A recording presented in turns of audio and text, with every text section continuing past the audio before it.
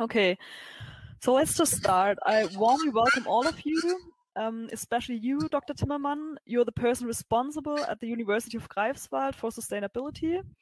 And some of you already had the chance to get to know you and also experience your workshop on carbon footprints on Wednesday. So also you, Tiemo, already met some of our attendees, and now you will be the moderator for our roundtable on especially the sustainability, the sustainable development in MV, in the region MV. So we now would like to take into account different perspectives when it comes to regional sustainability, and therefore invited 5 guests. So we've learned a lot the last days already about sustainability in very different fields, and also with different approaches of all our speakers. We now would like to go more into practice and see how it has already, to which extent things had already been implemented in MV on a regional level, and which interesting visions and also accesses to the topic you as our 5 guests do have. So I also warmly welcome you, Anna Hope, Hannes Trittin, Marie Heidenreich, Dr. Franziska Tanneberger, and Tekla Birkening.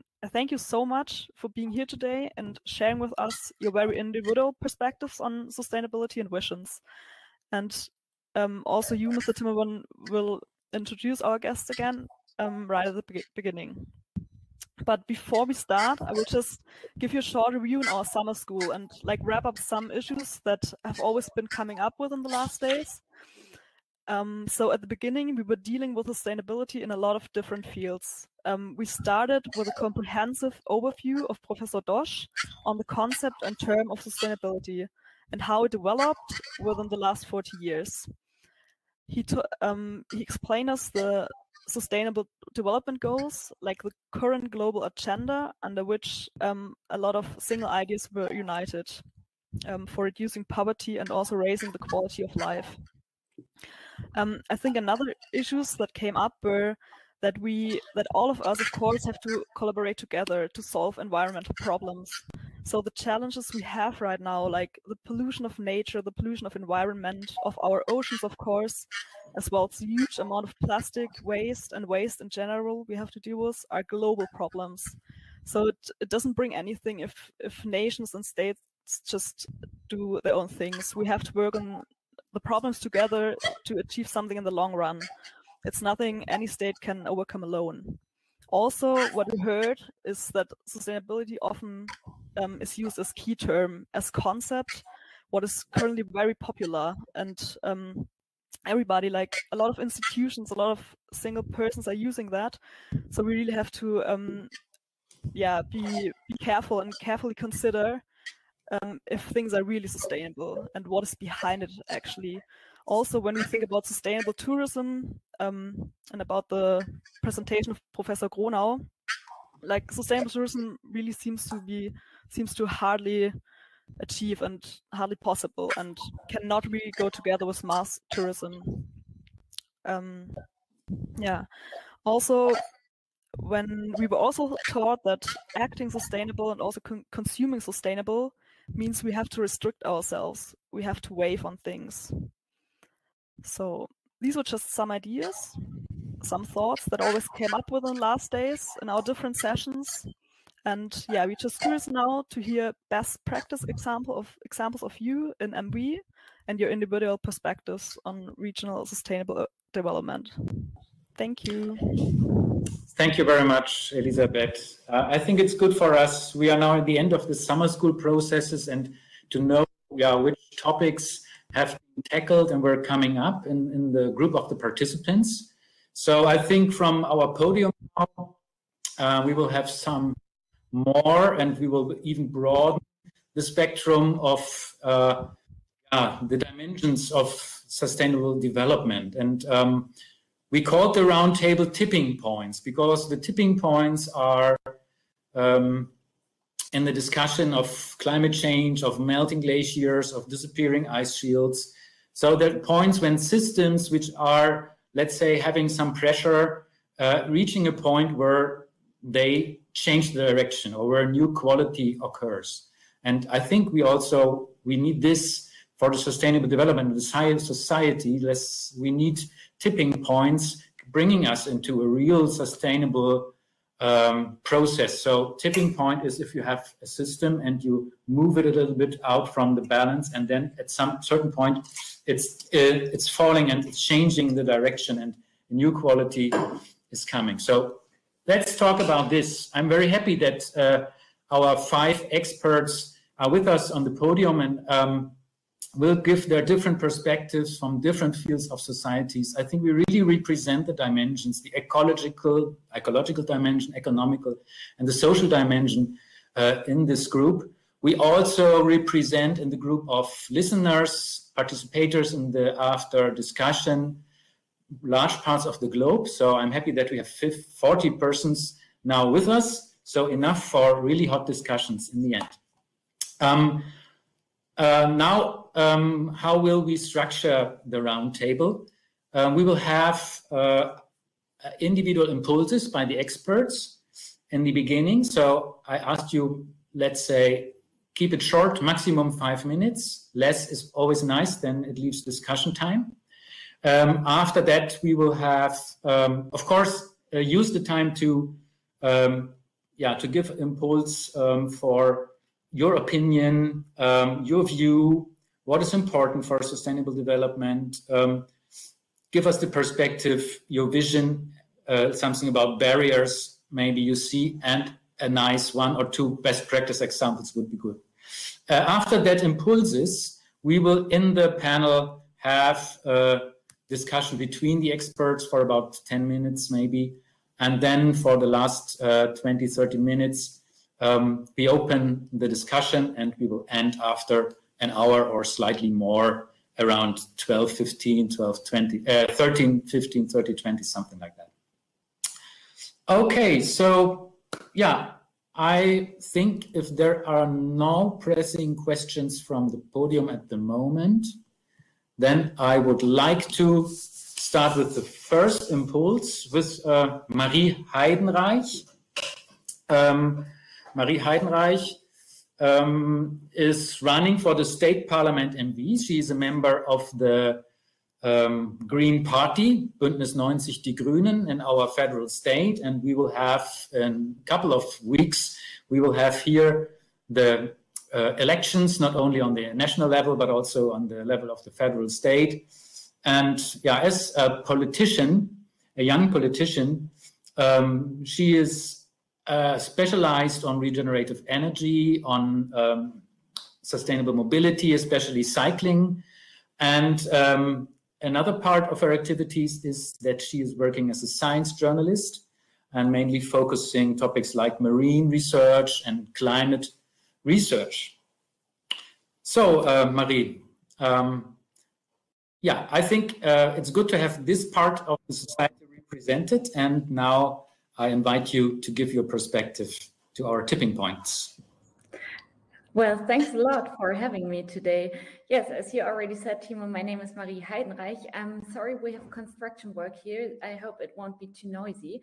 And as you already said, I'm currently running for the state parliament, Mecklenburg-Vorpommern, for the Green Party. I work as a science journalist and write about marine and climate research. As an activist at Utrecht Rostock, I advocate better cycling infrastructure in Rostock, the biggest city of the state.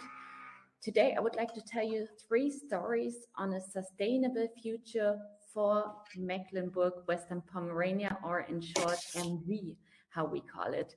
Let me first come to the story of a 52-year-old woman who rode her bike to work in the morning exactly 1 year ago.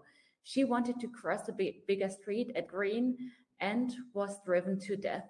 Driven to death by a 20-year-old man who wanted to test how fast his rental car can go. The fate of this woman made many people struck at that time and sparked a broad discussion about road safety. At that time, together with Utrecht Rostock, this local initiative for better bicycle traffic, I erected a ghost bike in white paint as a memorial at the scene of the accident. And a few weeks ago, the Lord Mayor of Rostock, Klaus Matzen, joined a nationwide initiative for a speed limit of 30 kilometers per hour in cities. I personally believe that better bicycles infrastructure is the key to more climate-friendly, more social and more sustainable mobility.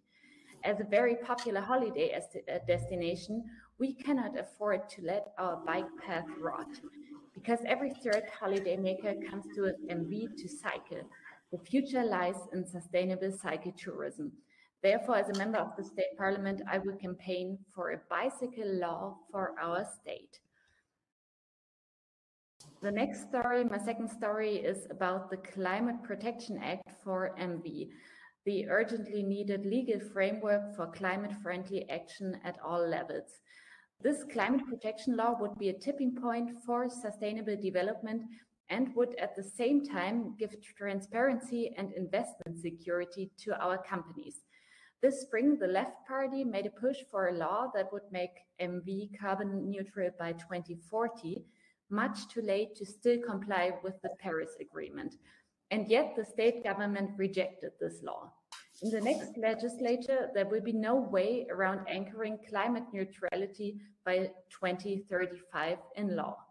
Otherwise, MV, together with the other northern coastal states, will be one of the first German federal states of which not much remains under the rising sea level.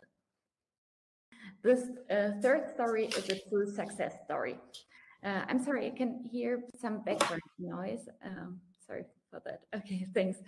The third story, this true success story, is that of marine research in MV, which I deal with professionally. Only what marine research finds out for our beloved Baltic Sea is not so glamorous. The Baltic Sea is one of the fastest warming seas in the world, heating up by half a degree per decade, 7 times faster than the global ocean.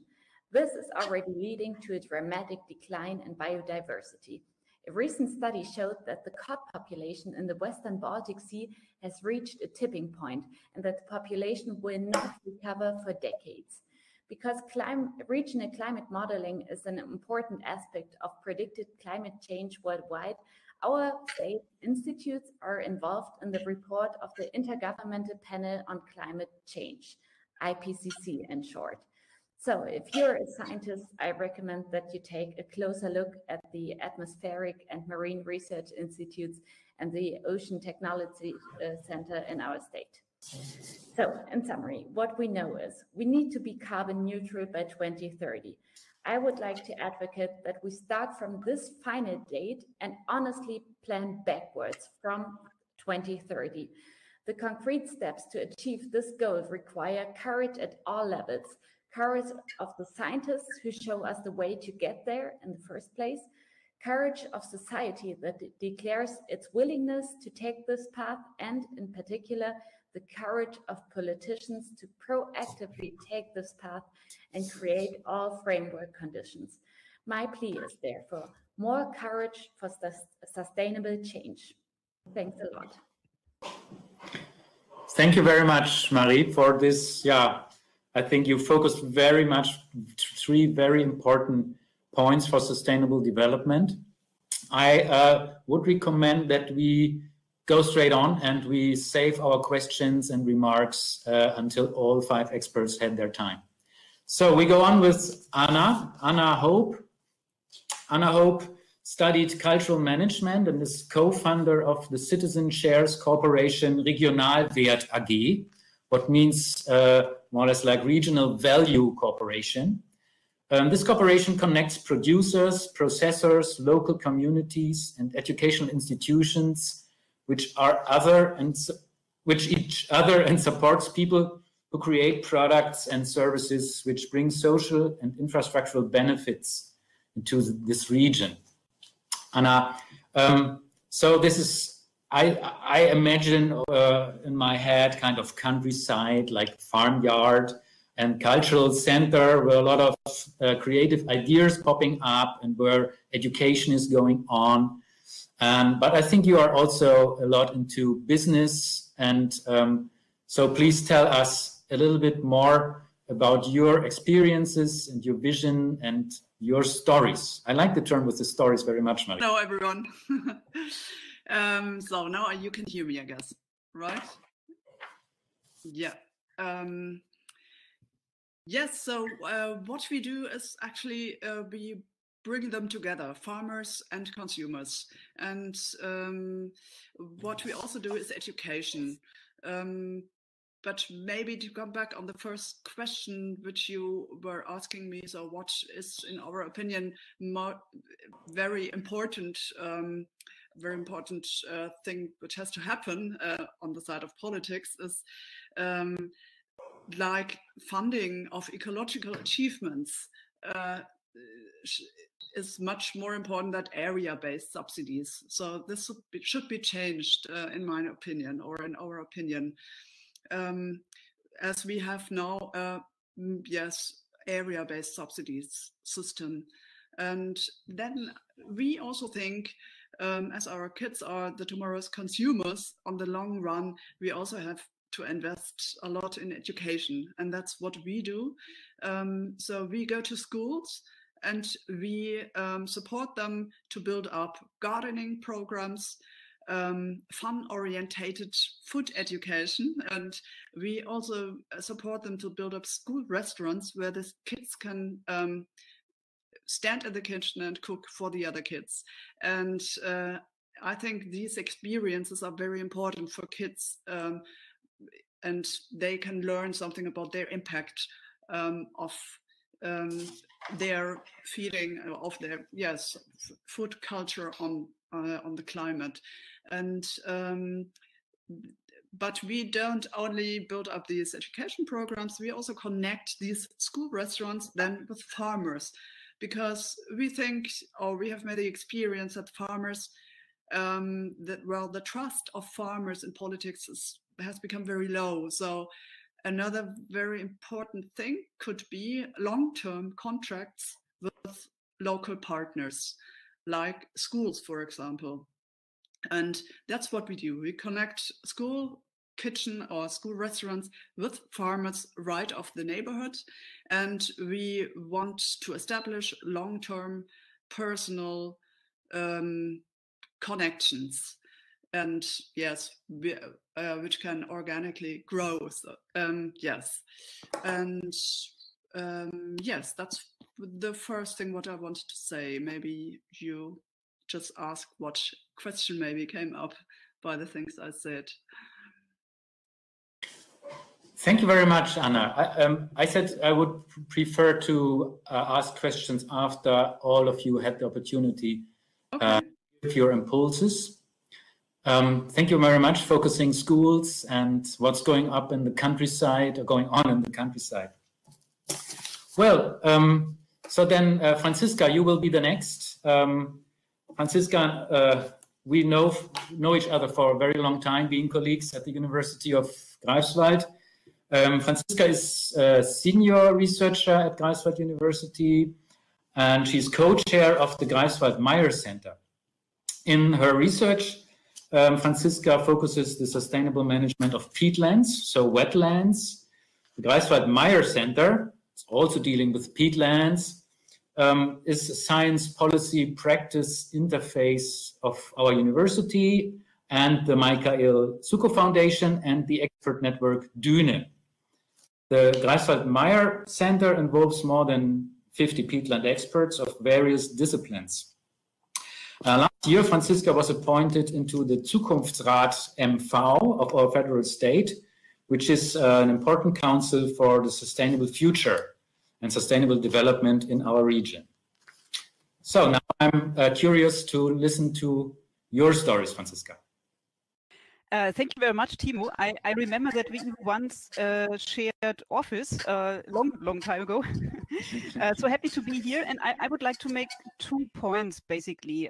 One is more a background information, because I believe when we talk about sustainability, the issue of climate neutrality is key, as Marie pointed out already. And for Mecklenburg-Vorpommern, it is very important to have a closer look at the sources and the sinks of greenhouse gases. And this is something many people are not aware of. And if you just look at the figures, it's very different to other parts of Germany and other parts of the world, because we have a lot of peatlands in our region. These are carbon peat accumulating systems in the soil, basically a soil type. And most of this area is drained. And that's why they release now a lot of CO2, because the carbon in the soil gets in contact with the oxygen from the air, which produces CO2. And surprisingly, sectors like the industry, for example, the industry accounts only for less than 5% of the total greenhouse gas emissions in Mecklenburg-Vorpommern. Households is about 15%. Mobility, the same, about 15%. Energy production is a bit more, it's 20%, and we need to do something about fossil sources, of course. But then if you come to the soils, the peat soils, they contribute 30% of the total emissions. And we have a strong agriculture sector in this regard. We have animal husbandry, we have fertilization, which produces methane and nitrous oxide, respectively. So if you combine the agriculturally used soils, the peat soils, with agriculture itself, then you end up with 45%. Almost half of the greenhouse gas emissions in Mecklenburg-Vorpommern are related to agriculture. So this is something we need to care about, we need to think about, and we need to address in climate policy. I fully agree that we need a climate law, and it's already far over time that we have one. We need to look at the different sectors then accordingly, and we need to disentangle the land use sector, the LULUCF sector, because here normally the forestry sink is combined with the land use source, and the forestry sink is far less in Mecklenburg-Vorpommern than what the peat soils emit. So we do not even use our forestry sector for, to some extent, compensating maybe other emissions, because we have so much CO2 coming out of the peat soils. This is a bit special here, but also typical for Lower Saxony, for Schleswig-Holstein. So it's not a unique case, but we need to address it. And we need to break down our climate goals to the municipal level, to the regional level. So we need to really break down what it means for every single person in Mecklenburg-Vorpommern. And then the third point I'd like to make, it's maybe more a bit a best practice example. Tiemo mentioned this think tank, the Future Council for Mecklenburg-Vorpommern. I had the responsibility, but also the pleasure to lead this think tank. It worked between October last year and March this year. And it was an adventure, because 49 persons were asked to develop a program for the future of Mecklenburg-Vorpommern, and sustainability was a key issue in it. We managed to do it over the Corona-driven pandemic time. It was mostly online meetings, but it worked very well. We worked in WebEx meetings with the concept board to develop our ideas, and the leading ideas were, of course, sustainability, to link economy, social issues, and the ecology. And then we also said in the end, so we produced this kind of nice report, and I will also paste the link. We have an English language translation now.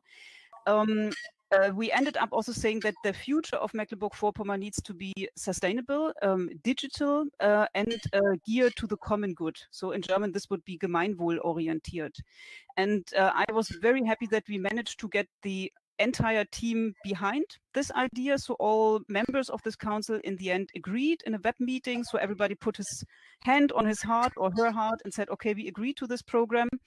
And this has been handed over to politicians in Mecklenburg-Vorpommern. It has been discussed by the ministers in the parliament, and also the parliament agreed that they will to work with it in the next legislative period, which starts this autumn. And I'd like to invite you to read this and also to see this kind of councils involving citizens discussing sustainability as a very useful tool. Thank you. Yeah, thank you very much, Franziska, for your impulses. The list is becoming longer and longer. And so we go on with Hannes Tretti. Hannes Trettin is an industrial... Hi. Yeah, hi, Hannes. Hannes is an industrial engineer and founder, as well as a university lecturer at the HTW in Berlin for business administration, commerce, and entrepreneurship. He has worked internationally as a manager for the e-mobility sector as well. And with his foundation, SMAZZ, a sustainable fashion platform, he has expanded in the accelerator, co-working, and startup scene. He's currently working in the co-working company Project Bay on the island of Rügen, I guess, right? Well, Hannes, please tell a little bit about your perspective, your view in our region. Okay. Thank you very much. It's really nice to be here because I'm originally from the island of Rügen, so it's a nice thing to talk about this sustainable area in Mecklenburg-Vorpommern. I'm not only working for Project Bay, I'm one of the founders of Project Bay, and this is Germany's first co-working workation space directly at the beach. And we develop it at the moment to the next innovation hub for sustainable business models. And this is the reason why we founded last month the first accelerator program for sustainable companies with the focus of sustainable tourism, mobility solutions, and new work solutions. And the thing is that we also saw here, we are here since 1 year, I think, back on Rügen, and we saw a lot of problems in our federal state. And this was also the decision to go and to support schools and regional companies and agriculture companies to become more digital and more sustainable, because we see here the big opportunity and the big chance for our federal state of Mecklenburg-Vorpommern and for the north coast of Germany. And we also saw that a lot of companies comes to our co-working space and workation area because of the reason that they want to work on sustainable ideas and solutions for problems, because what is a better place at the nature to think about the sustainability of any problems. And for this reason, my vision is to become a federal state with a focus on sustainable startups and companies. In this way, we will attract a lot of innovative people and keep the young generation, I think, here in Mecklenburg-Vorpommern. And we have to use this the change of our time at the moment and the situation. Because of COVID-19, we saw that a lot of people wants to come to Mecklenburg-Vorpommern to live here because of home office, co-working, and remote work. And there are a lot of people who have nice ideas to support us to be the most sustainable federal state in Germany, or maybe also in Europe. And this is what we have to use. But we saw also a lot of problems, because I think we are really too slow in Mecklenburg-Vorpommern because of the governance, because of some companies, because a lot of governance and politics and also companies and company owners and entrepreneurs doesn't understand or don't understand this chance which we have at the moment, because a lot of people think sustainable stuff, solutions are only a trend, but they don't understand that it's our future and that we need this for our future. And another big topic is here that no one, also the company owners and a lot of people who wants to found a sustainable company, don't understand that it's possible to be profitable and to earn money with the solutions. And this is what we have to change. This is the reason why we help these companies to create sustainable business models and get money with it. And here also we have to talk more about good examples like Ecosia, Plan W, Einhorn, or also Project Bay, because we are here since 1 year and our plan was to earn money to support and create new projects for the region here. And we already earned, after 1 year, money with the sustainable idea of the co-working, workation, supporting programs for schools and so on. And it's possible. And we have to talk more about these stories. And we have to explain this more for the entrepreneurs and other people to, and also for the investors, because normally a sustainable company or startup has the problem that no one wants to spend money for this idea, because everyone is thinking, yeah, you will never earn money, but it's totally stupid to think this. And this is the reason why we are here, and we want to work in a big network because we think we cannot do it alone. We started already a lot of programs in the last year, and we also work here with the universities of Mecklenburg-Vorpommern, Stralsund, Neubrandenburg, Greifswald, also Rostock and Wismar. And our plan is that we want to make a nice, sustainable federal state here in Mecklenburg-Vorpommern. And we have to work together for this. Good plan, Hannes. Thank you very much. You gave as well a lot of new points. It's clear that the business part, the money part, is very important also for sustainable development. And this is leading us to, last but not least, Tekla Wilkening. Tekla, I will talk a little bit about your CV. When Tekla was 25 years old, she founded her first company. So she's on business as well. And a fashion rental service. And this was and is Germany's first access over ownership example for circular economy in textiles. Today, she's consulting different business models in terms of sustainability and is an active advocate for more social justice in the fashion industry. Tekla has just published her first book named The Bio Pizza Dilemma. So maybe we heard some solutions for these and other dilemmas from you. And this book encouraged the readers to find their own approach to a sustainable lifestyle, focusing on fashion. Yeah, very nice. And let's be in colorful. I see this is one of your messages, I guess. And now we are happy to learn more. Yeah. Hello. Thank you very much for having me. I'm excited because I am one of those people who Hannes talked about, to Mecklenburg-Vorpommern, because it is so nice here. So I'm really new. I come from Hamburg, actually, where we founded Heidenreich. Yeah, and I've been spending my whole life thinking about how we can make the fashion industry more sustainable, because I know most people think that fashion is about being pretty and wearing nice things, but actually fashion is, first of all the sciences that we know are connected in fashion. So it's about physics, chemistry, it's about logistics, everything, and it has all the downsides of sustainability in it, because when we talk about fashion, the fashion industry is responsible for 10% of the global carbon emissions and for 20% of the water contamination, water pollution in the world. And it also has major issues, like you just mentioned, with social justice, with racism, sexism, microplastics, and waste. 30% of the fashion products and the fashion industry produces 100 billion fashion textiles every year. I think this is a number we cannot imagine.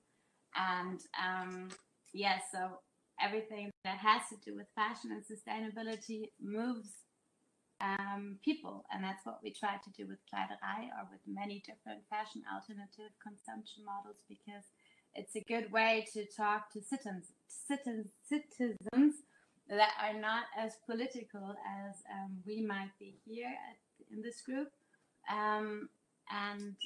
Yeah, so it's a nice way to talk to people without being too with the erhobene Zeigefinger, but it's something to come in contact, to talk about personal consumption, like how much do you really need? Do you know where it comes from? Do you know that textiles are made by hand from people who do not get a lot of money? And so it's a lot of education also. And yeah, I do it for 10 years now, and I think it's yeah, it's a good and fun way to place the sustainability topic in the society. But there's also so much to do, because in our federal state and in the most cities, there's not enough alternatives to shopping and the high street. And also with Hannes, it's not something investors love. And I went through really, really hard times with money. And long story, what I think is really positive in the state is that most cities are certified as fair trade cities and engaged in a lot of fair trade projects and yeah, Rostock has its 10-year anniversary next year. So we can all get engaged in education and fair trade, because I think it's really important. It's at my heart that we consume products that are not produced fairly, and that we support poverty, and which is also a big problem for climate issues in the world. And yeah, that's a positive example I want to name, and it has a lot of power in the universities and schools. And yeah, I think it's a good example to follow, and where we can all, and everyone's here who's listening, can also get engaged. That's it. Thank you. Thank you very much, Tekla, for your perspective, your ideas, your way to tackle the point, and also throwing some light on the importance of fashion for the global carbon footprint and the big environmental footprint which fashion is really creating. It's really astonishing for me. I did not know, I have to admit. Right, so now we will have a short round on the podium. We have a lot on the table, like regional value chains, common good orientation, the importance of law, of education, of thinking about sources and things, about the meaning of digitalization for sustainable development, sustainable business models, looking on our needs, what do we really need, how do we have to change our lifestyles. And I want to add, it was mentioned already, what about innovation and investment? So how shall all this money, which is necessary for the infrastructural transformation, who's paying for it? So the private sector can pay a lot, but there are some fields where the private sector is not so interested in up to now. For example, the peatlands are one of these sectors, the land use, the land management. And so,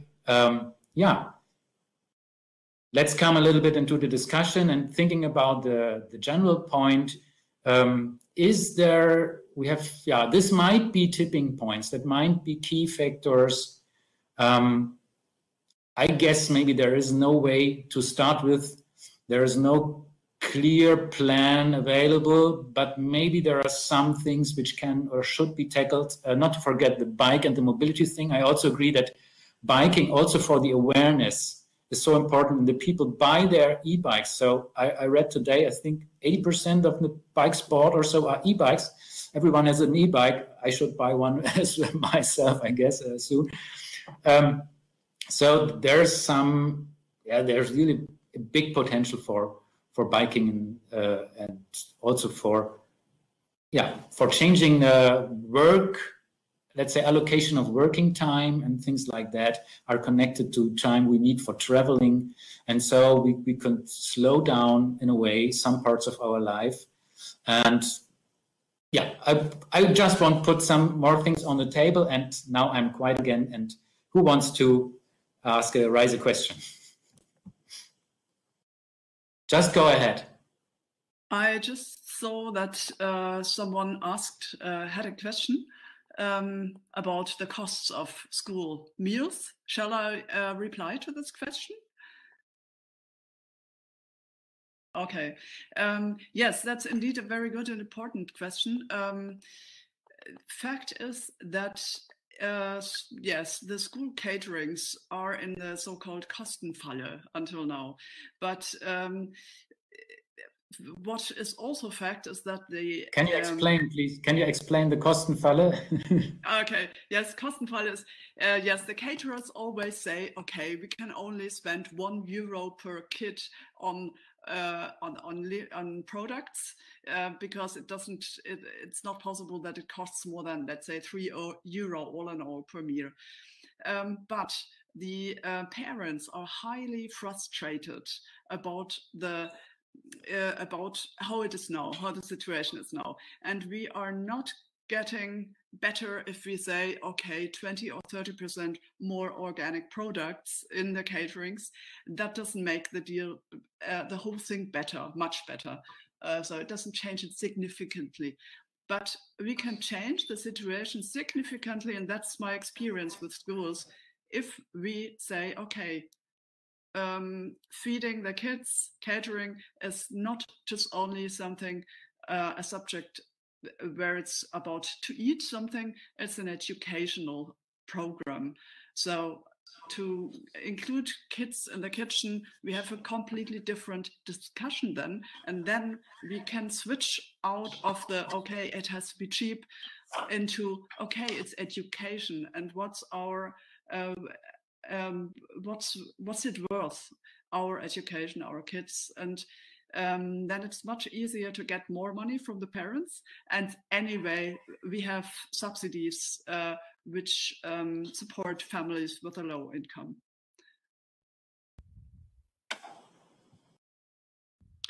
Okay, Franziska has a question. Yeah. Yeah, just following up. So my kids are also at school here on Rügen Island, where I actually live and where Hannes comes from. And I'm also very dissatisfied with school food, but I exactly know what you explain. So are there schools where actually other schools can go to and have a look how it is organized there, how it works there? Because then an example where it is already improved is I think, always most convincing. Yes, I just did an evaluation in Greifswald, and there I had the possibility to do a research all over in Germany, and I found two really good examples. One in Sachsen, it's a private school with 10 schools or 10 private schools called Schola. I can put the link inside here. And another school, Europaschule, a state school in Hessen. And they are practicing it more than 10 years. So they really experience, and they're best practice examples for this.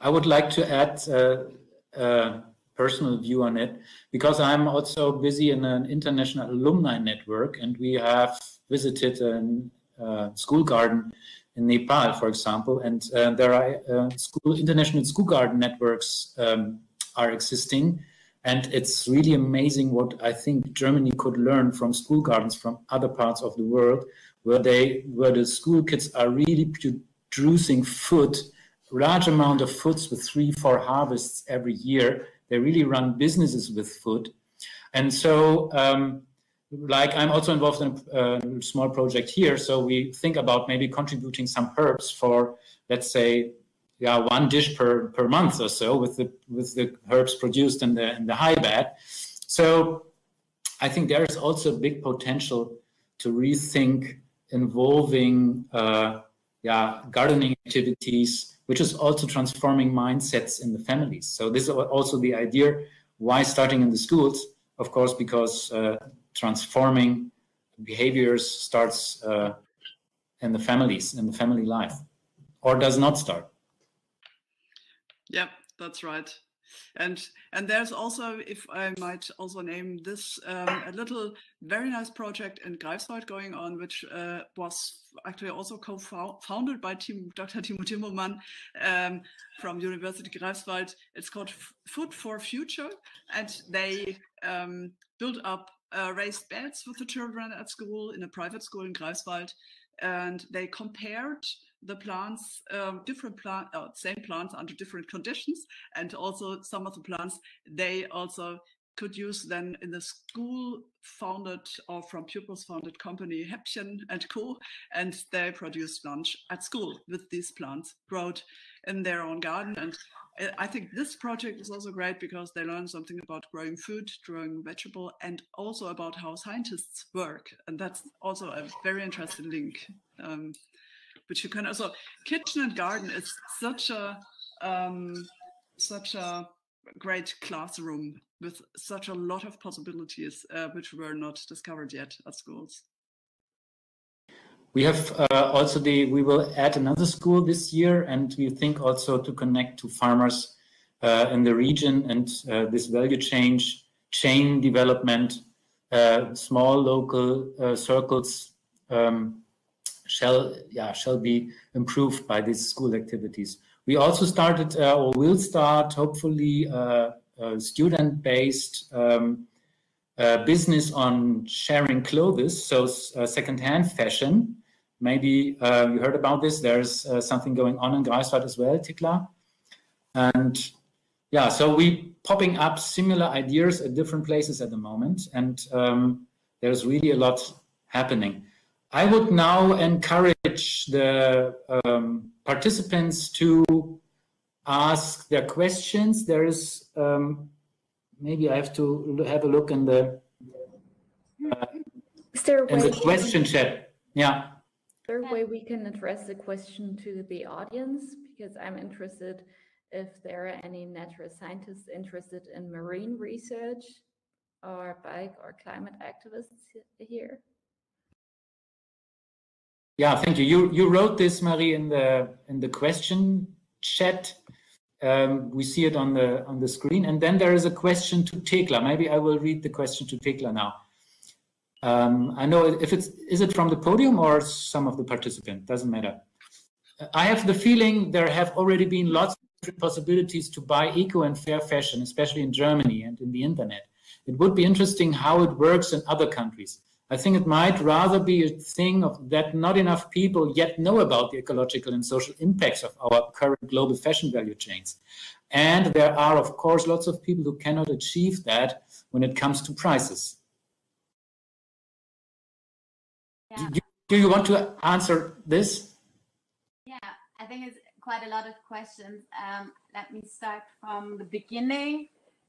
Yes, I think there is some possibilities to buy eco and fair fashion, but if you compare it to the conventional fashion, so it's basically still that if you have, I mean, people have such a great expectation about the fashion, the price of fashion, that the eco fashion world for most really is still not enough choice. You know, you do not have the chance to buy a blue dress, which is short and with sleeves whenever you want to buy a short dress with like this. And in the conventional world, you have the choice. So I think it's still for people difficult to accept the boundaries of choice.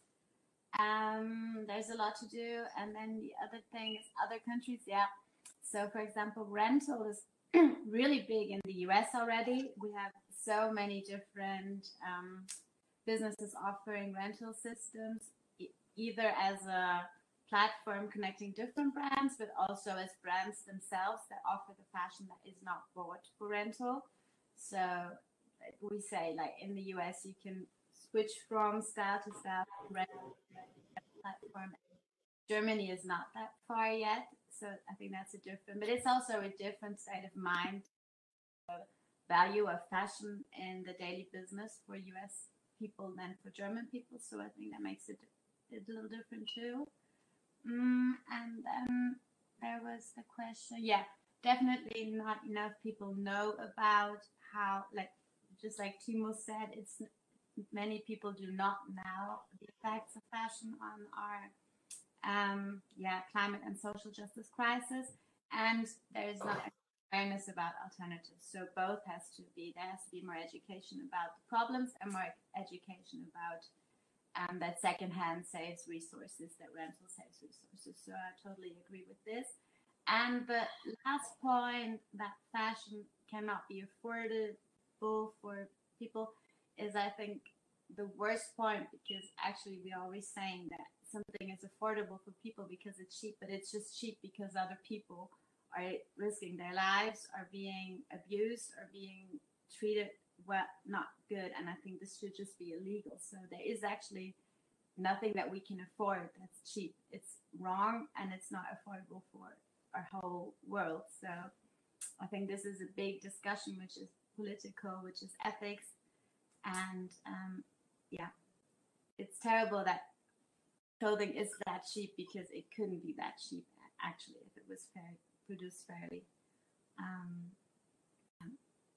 But obviously, yeah, I think this is again showing that the importance of law and rules for certain standards of climate-friendly production are really required, and there is a big need, I think, to put this in national laws. And more than before, we need standards of sustainability for products, which, like carbon pricing, have also, there must be a kind of regulation that imported goods have to also show the carbon footprints, and if they have to kind of balance mechanisms like taxes or so to have a fair Wettbewerb.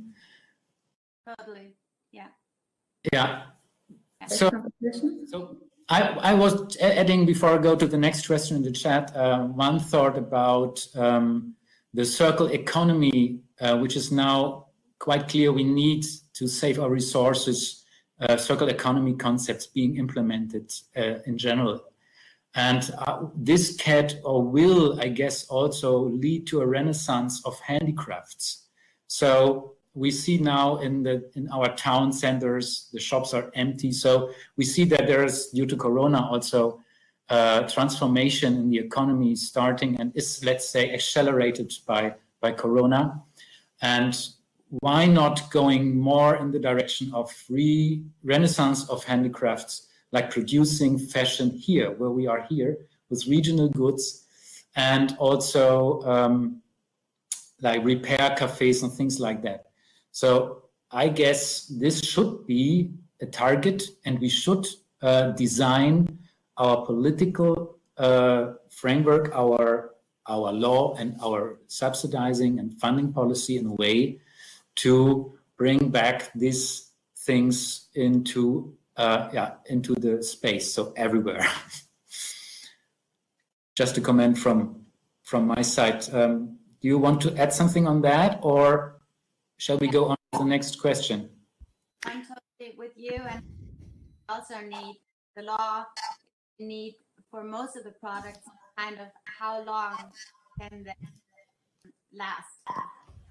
To measure this and to show the product has uses new resources, has to have some certain time to last, and then also implement in.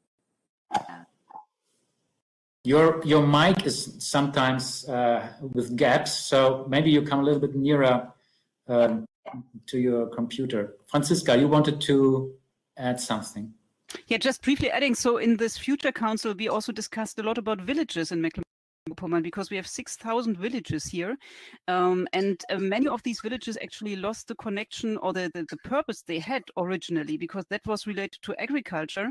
And now very little people work in agriculture, and many people in the villages live somehow also a bit disconnected from the land. And there were interesting ideas, and also there are some examples that these villages need new centers, new places for meeting, like Dorfgemeinschaftshäuser, and there's been a program for this as well. But this can be connected with, I mean, digital opportunities, with co-work, with really also teaching and knowledge sharing about like different ways of producing things, like you mentioned handicrafts, but also like agriculture projects and gardens. And this was one of the really strong ideas that most of the members of this council supported very much. Nice, because I was also writing kind of proposal in this direction, let's say, like re-stimulating skills which are still existing also in the village level, which are somehow connected to a much more sustainable way of life. And so by this activity also reintegrating the society in general, because we see, of course, in some parts, really politically difficult developments. And so there is a disconnecting process going on, and we need some reconnection. And this could be combined with more sustainable lifestyles. There was a question, what can regular people do with tons of seaweeds of the beaches and seashores, especially in the summertime, for example, at the Baltic Sea? Can we recycle algae for something useful? Because algae pollution is also a problem for seaside regions. Excuse me for silly question. No. Question is not silly. Yeah, who wants to give a comment on that? Well, I have a very quick answer. There are companies which use seaweeds as insulation material for houses, but if nothing else, we can still burn algae and seaweeds as biomass for energy production. Another point, Timo, as you already said, people are willing and ready to bike more, but politics is not creating the right framework conditions to actually convince people to cycle more. They need to feel safe. People won't let their kids ride on a bike path as long as they risk being hit by a car. So to use this enormous potential of mobility we talked about, and of cyclotourism, of course, it's all about future-proof, safe bike infrastructure. And I also completely agree with Franziska that peatland re-wetting as soon as possible is one of the most important steps right now to effectively stop CO2 emissions in Mecklenburg-Western Pomerania. And one quick question to Hannes and Tegla. I also have, as the Green Party, we're planning funding programs for startups and to support spin-offs from science. What else does it take to build a vibrant green startup scene as Berlin, for example, has it? Yeah. Could you? Oh, no, I just really wanted to say, as I read that point in the program with being very unbureaucratic and making it very easy to support startups right at the beginning, I think is a really, really important step. I'm really hoping that this will come to life, because it's, as Hannah said, it's often really difficult to prove, because it's also benchmarks that are missing if you're starting new with a new idea. So I really like that aspect. Yeah, I also like it, and it's in the plan of a lot of other parties as well, because we already talked since 2 or 3 years with the governance of Mecklenburg-Vorpommern about this topic, because it's also the answer to my to the questions to me here. What can we do to motivate the people? We need money for the ideas and solutions, and we spent a lot of money that the automotive industry is surviving, and we don't spend any money really in the sustainable companies. And you ask what you have to do or how many money you need. I think the money is at the end. We need a lot of money, but what we really need is that you hire really good people who understand the industry and the startup business and how a startup is working. Because what we already have is we spent a lot of money in Mecklenburg-Vorpommern for a lot of things, but no one is really understanding for what we spend the money and what are the people doing with it. And this is the differences to Berlin. In Berlin, for the governance are working really startup people and so on, who understand the business, and they know, okay, we can spend the money for this company or not, because it's only a stupid idea and they want to earn a little bit easy money. And this is a high risk for the programs here in Mecklenburg-Vorpommern as well. Thank you.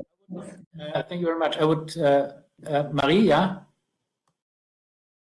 Well, no, that's just interesting. Thanks a lot. Qualified people. Yeah. I agree. 4 words to Hannes. What do you think you can do to get more business interested to get into sustainability and to actually show them that it can actually be profitable? What can you think should be done to motivate them? As I already answered to Marie, we need money as a motivation, and this is not abnormal for the startup industry. And we already have a lot of programs like this in other federal states in Germany for sustainable companies or for mobility companies. And this is also important for students and for young people to know, okay, I don't have a lot of money, but I have a nice idea and I can change a lot, but I need to support. I need support. And otherwise, we have to start earlier in the schools already to explain that the current way of the capitalism is not the right way to survive in the future for the next generations. We already have to go to the schools and explain, okay, that only the sustainable way is the right way for the future. And this can already support people, because in my classes at business administration, a lot of people, young people are coming to the school and to the university, and they ask, how much money can I already earn with a evil idea? Because it's only the money is important for me, and I think only for the next 5 years. And this is what we have to change. We have to change the mindset that people have to think about, is it really important to have the next unicorn, which is dead in 2 or 3 years, but I earned 1 billion euros? Or is this really cool to found a company like Bosch, which is already existing over 100 years? And this is also a sustainable way for the economy. And this is what we have to teach. Yeah, thank you. Maybe this is giving me the opportunity now slowly come to the end of our roundtable discussion. Franziska mentioned that in the council report, one of the three main foci is the common good orientation. And this is maybe what you are also talking about, that the way of capitalism we have might not be the solution. There is some transformation is necessary, and we have to go to the schools. I think the point is really, how do we step by step transform our economical system, our capitalistic system, in a way that it will, on one hand, serve as, let's say, green growth, serve with given all the private capital, which we also need for fighting climate change. It's at least what I think. But on the long run, will probably fail to be really sustainable. So the common good orientation, how can we start it in an effective way when we look at how our society is organized at the moment? And I think to looking in the schools is very important. We have to think about, what kind of values do we positively strengthen? So how can we bring the common good orientation in the mindset in our society of everybody? And I think this is a large thing to do this. I'm happy that in our federal state there is in theory a common sense already on that. And I think I'm interested about the measures, because it's always the problem with the measures. We have the good objectives. We have also a university target to become CO2 neutral in the next 9 years. And now we have to discuss next Monday about the measures and about the structures we need. And that is why I think you mentioned so many important points. I will not repeat all of them, but I hope it will still going on. Maybe I repeat some again. It's about education, about law, about common good orientation, sources and things thinking. I think one point is also the transparency about the effect of our economy, so that we know about the carbon footprints. I think it's important. I read a little bit in Tekla's book, and I came to a page where she's writing, all these terrible carbon footprints. But why, if a carbon footprint is negative, it's really not terrible. It's really completely nice.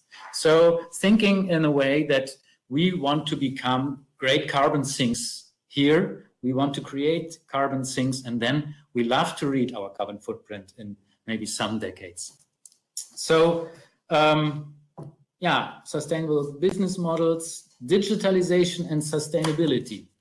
It's also a way, I think, how we can bring different parts of the society together, because many love digitalization and others love sustainability, and maybe we can bring, let's say, make cooperation between groups which are at the moment not well connected. For me, it's necessary to see the sustainable development really as a society project where all parts of the society should be involved in a way. And I hope that beyond all this struggle between different political directions and values we accept in our society. We did not talk about migration and international aspects as much, but I see a diverse society needs to accept different values in society and accept that we have some values in common. And so I see also from this point of view, the sustainable development as an important part to create new quality of social life in a diverse, increasingly dynamic and diverse future. Well, I now want to thank you all very, very much again for this contribution. It was really nice to have you here, to learn from your perspectives. It's always stimulating to to get this, also to make kind of, yeah, what is important in general, not to forget some parts, and maybe also for very concrete cooperation in the future. I would love to cooperate with all of you in one or the other way in the future, maybe with schools, with value change, with bike mobility, with startup. All is somehow represented in the universities of Mecklenburg-Vorpommern, Western Pomerania. And so it's nice also for, I think, for the participants and maybe former students or scientists at one of our universities, that there is a lot happening and that there is a link between the higher education, between business, between startup, between land use, between schools, and that in such an environment, and some of you talked about this, the environment is also important. I think, Hannes, it's important for where do I want to work? Where do I want to live? I want to live in an environment which is already functioning in the way which is in accordance with my values. Yeah, and in the universities, we are talking about the whole institution approach. So the whole institution shall represent sustainability everywhere in every detail. Still a long way, but of course, so trying to design these environments and starting small scale will give us also positive visions how to go on, and will be good for learning. And yeah, I think there are good opportunities and here in our region, and I'm therefore also optimistic that in the next years we have big challenges, but we also will have good and big progresses in the different directions. Well, hope to see you again at another meeting or whenever, and thanks also for the audience here. I think we all are happy. If you want to come in touch, have a question, just contact us. The email are on the SustainMV website.